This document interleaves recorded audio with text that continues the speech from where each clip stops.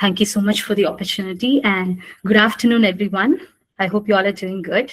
And before I begin, I would like to say that standing here today is a privilege for me. So my presentation is titled Sounds I Knew, Ways I Learned.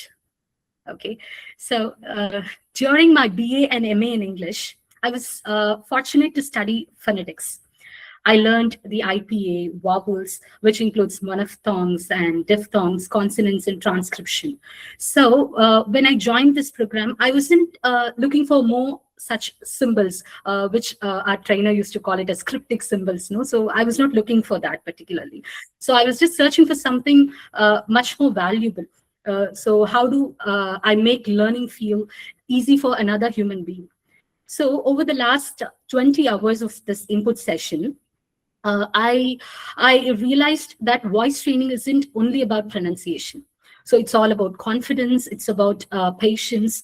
It's about making someone believe, yes, I can say this. So that's the spirit that we should try to bring it out from the candidates who wants to pursue this. So Cambridge Veritas, it just gave me the ways to teach them, ways that are simple, visual, and human. More like, I would say, ways that with paper, palm, and purpose. I hope you can connect paper, palm, and purpose. So today I would like to share that part of my journey with you all. Yeah. So yes. So one sec. So where I started, again, I'm immensely grateful that I came in with some background knowledge.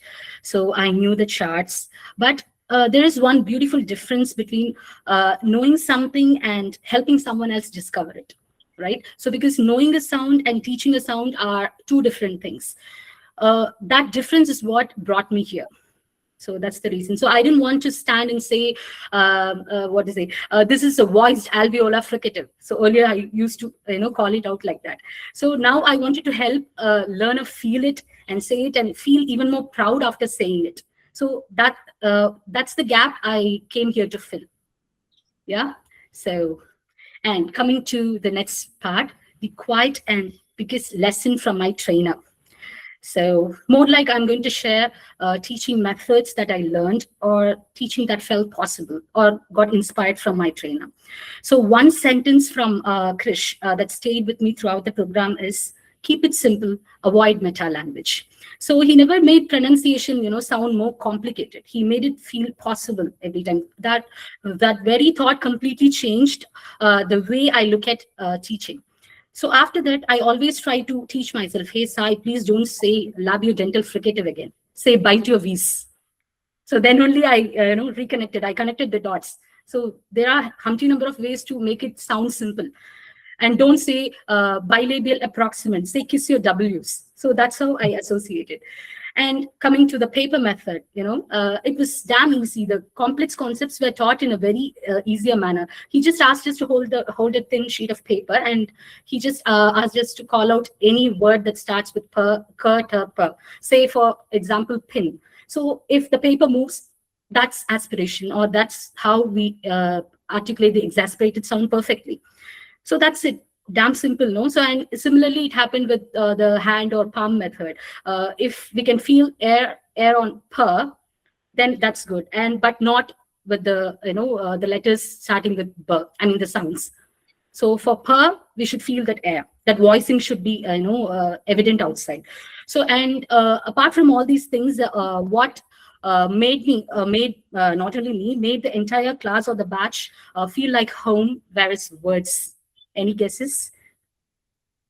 Any guesses, by the way? Except Krish, I want others, anyone. Okay. So when he wants to know whether we understood something right after teaching it, he would say, gotcha. So I like it. I liked it. And when we needed some energy, he would say hello, hello. So I liked all those things. And hooky dooky also, hooky dooky. When we were being playful with all the sounds, when we were keenly looking into all such activities. And finally, the word bingo. The moment we completed a task, he used to call it out. So all those words are so heartwarming. So those small words were so cool. And so warming. So they made us feel safe to try, to fail, and even try again multiple times. So it created a comfortable atmosphere. And he also taught us the power of individual drills and immediate feedback. Uh, Not wrong, but try once more like this. So that's how he used to encourage us. So, and the most easiest way possible is by associating the concepts with some interesting sounds, more like mnemonic codes to easily understand and retain in our long-term memory. The very good example that I got to know from his way of teaching is the Katapa rule. He just simply associated it with the iconic character from the movie Bahubali, Katapa. So that changed how I will teach forever. We should associate things. So another teaching strategy that really stood out to me was the learning cycle we followed time and again. So it was observe, listen, repeat, and receive the feedback. It was simple, practical, yet effective. So all these expressions, it may sound simple though, but they created something powerful, and they reduced the anxiety of fear. They encouraged the active participation.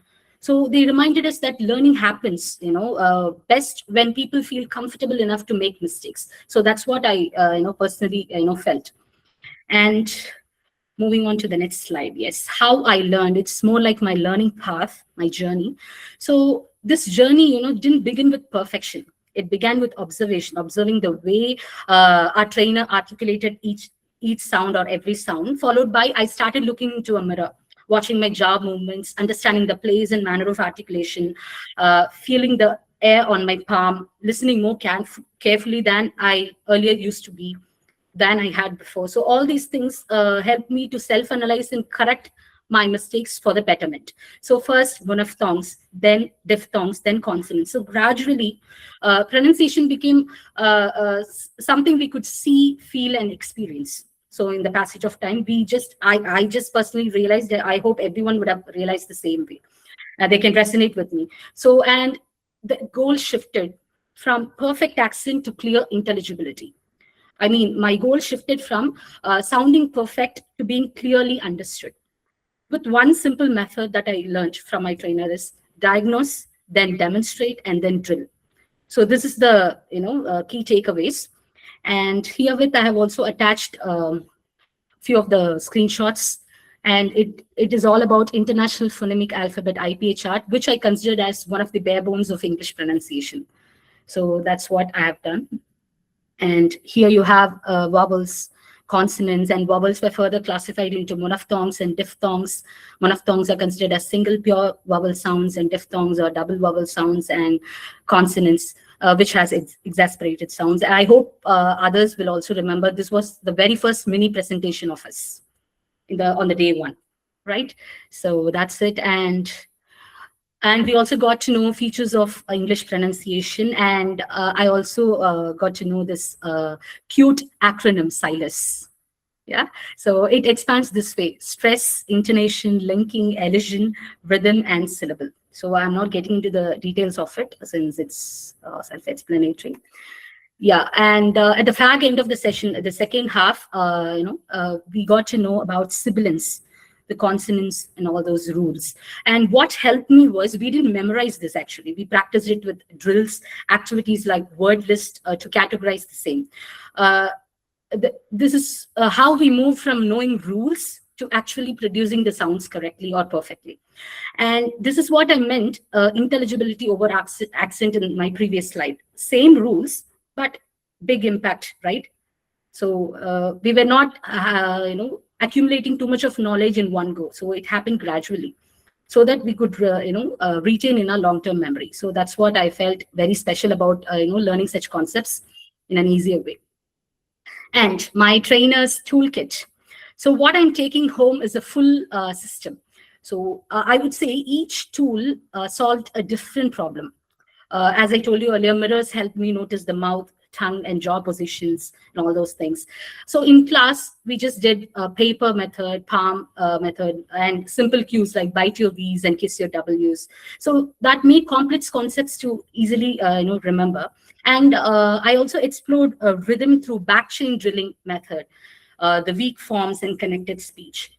And some important rules, or 3 rules that changed my entire teaching perspective when it comes to pronunciation is the R universe rule.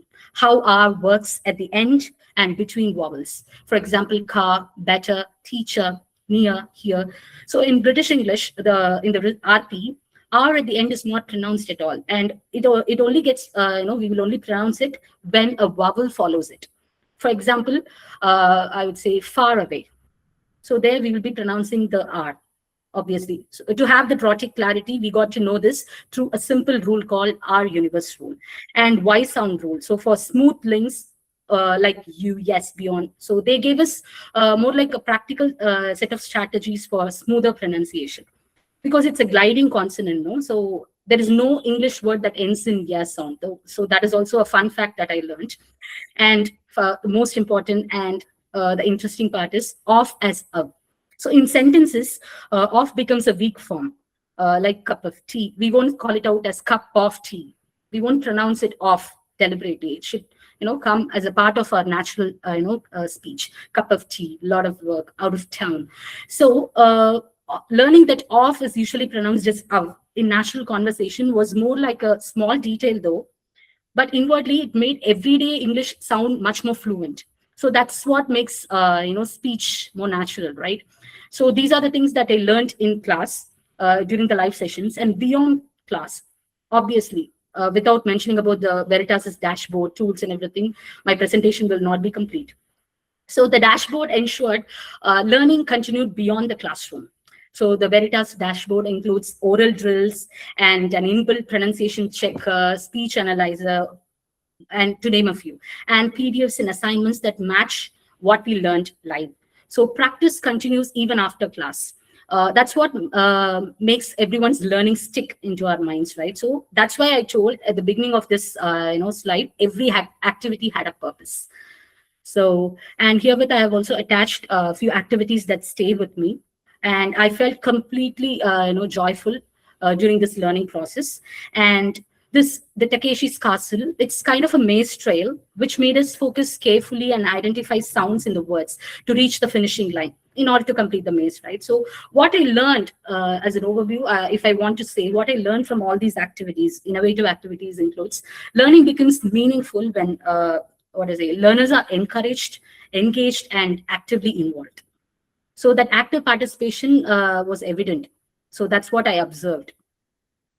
And the text-based activity, almost for all the important sounds, we did this text-based activity, both in class as well as part of our assignment, and the exasperated sounds. So I really enjoyed this text-based activity because I was reading a paragraph that contained many or sounds. So it helped us move from practicing the isolated sounds to use them in connected speech naturally. So it was very much helpful for us. Thank you so much, Krish, for coming out with such innovative activities. And here are, two of the activities that I will definitely implement. So finding out the phonemic words, word search. Again, I was reminded or I felt nostalgic on after listening to this and after doing this activity. Because back in my school days, during the weekends, I used to grab the newspaper from my grandma, from my grandpa or grandma, and I used to solve all those crossword puzzles that comes in the newspaper, the Hindu, the Young World, and all those things, children specific editions. So I was reminded of all those things. And newspaper activity we did with identifying the similar sounds, and I also tried doing it with different phonemic sounds in the same way. So I just expanded my or broadened my understanding by doing these activities. And without talking about tongue twisters and limericks, voice and accent training is incomplete again. So tongue twisters and limericks, it improved my rhythm, stress, and fluency without making my practice feel repetitive. Somewhere, between a tongue twister and a limerick and a simple bingo that we used to hear after we complete a task, confidence quietly began to grow in me. So that's when I understood people learn best when they feel safe rather than being judged. So slowly, this is my graph. So that's how it ventured to the next phase. And Of course, this quick teaching tip for soft and hard th sounds. Again, a disclaimer: I'm not going to, use technical terminology like voiced th and voiceless th, because I am strictly going to follow what my trainer suggested. So avoid meta language. So that's why I have retained this as soft th and hard th. And throughout these activities, one thing that remain constant. So these things helped us to solve and helped us to teach it, which became ideal for classroom demonstrations, all these activities. And that individual feedback, instead of simply telling us what was wrong, our trainer just guided us patiently until we could hear it and produce the difference ourselves.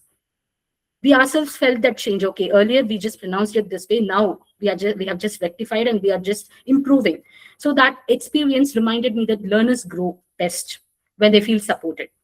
So that's how it went on. And the quiet change, or my quiet transformation. So what shifted in me? If someone asked me what changed after completing your voice and accent course, I would probably say nothing dramatic. I still love phonetics. I still enjoy the IPA. But today, I think less about sounds and much more about learners.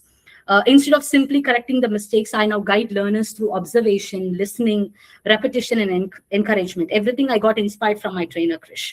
And this program didn't replace my academic knowledge. I still have my academic base, but it transformed the way I use it. Now I have a trainer's lens. That's how I will, phrase my wording. Because now I can take, for example, the soft th sound and say tongue between teeth instead of dental fricative. Now I could, relate it. So now I can teach rhythm, weak forms, rules, and not just sounds alone. Now I have just moved from teaching accuracy to teaching confidence.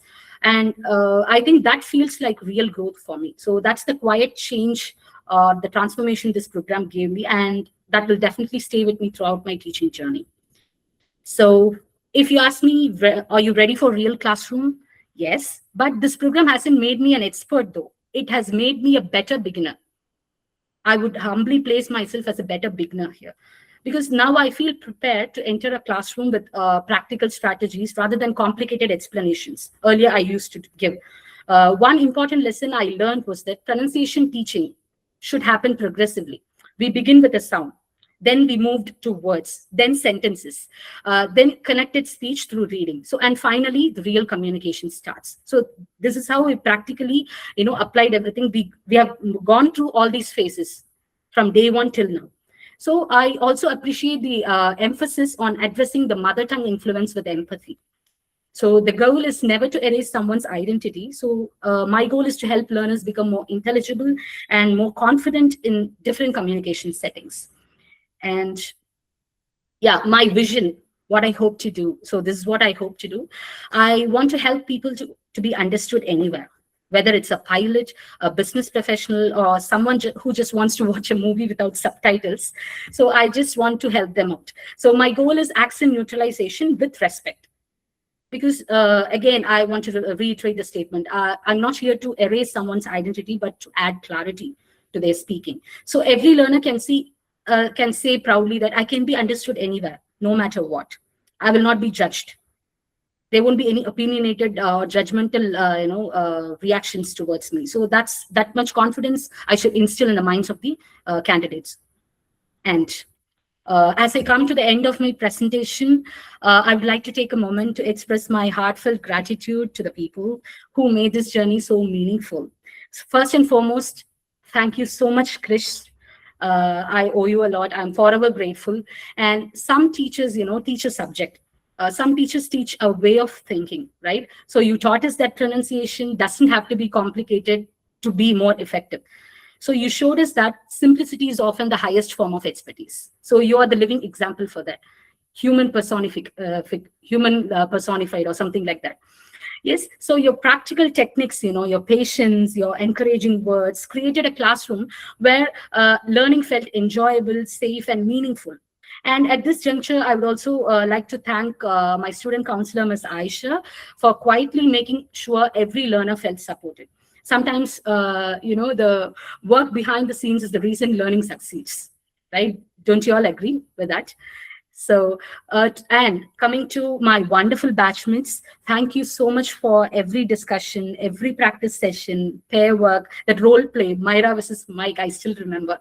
So every laugh and every word of encouragement with a smile. So thank you so much, Anita, Lavanya, Tejal, Renu Thoma, Renu Daya, Vaishali, and other person, Jignesh also, though they have just took part in the session for the initial weeks. So I personally believe that learning is always richer than it is shared.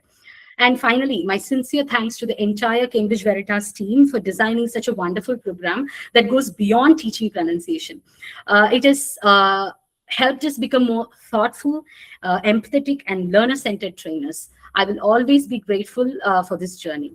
And last but not least, I would like to end where I began. Sounds I knew, ways I learned. So before joining this program, I understood pronunciation as a system of sounds, symbols, and rules alone. But today, I understand it as a process of observation, articulation, practice, feedback, and encouragement. So this journey has reminded me that pronunciation is not just about producing sounds correctly. It's about helping people communicate more clearly, articulate more fluently and clearly. Helping it actually, we should be facilitators who can help them express themselves without a little bit of hesitation.